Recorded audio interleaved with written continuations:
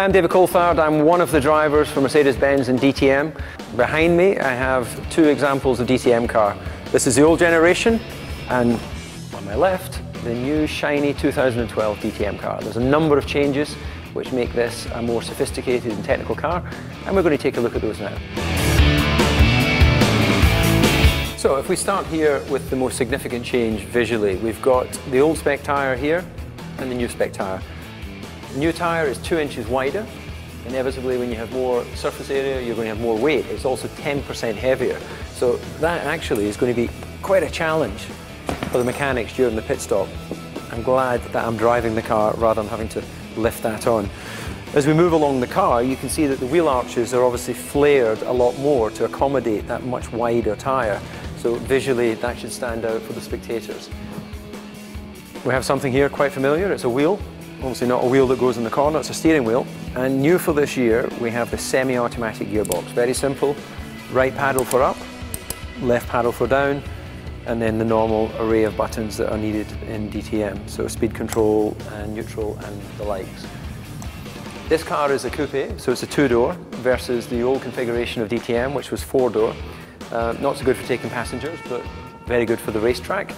And then moving along to the rear of the car, what we have is one of the standardized parts that's in DTM. In the interest of controlling costs, we have a single element, larger rear wing with a huge gurney here. This is what we call the gurney on the back of the car. That looks to me about a 30mm gurney. And when you compare that to the old specification of car over there, you can see it was a much smaller multi-element wing. So overall, it's designed to promote closer racing, more cost-effective racing, and as long as Mercedes win, we don't care.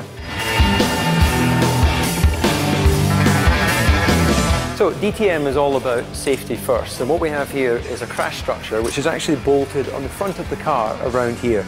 So the gap in the middle will be filled with a V8 4-litre engine producing about 500 horsepower, so you have your nice Mercedes-Benz power there. Keeping in the theme of safety, what we have here is a removable crash structure. That gets bolted on there, so any side impact will be absorbed by that, and of course it can be replaced afterwards.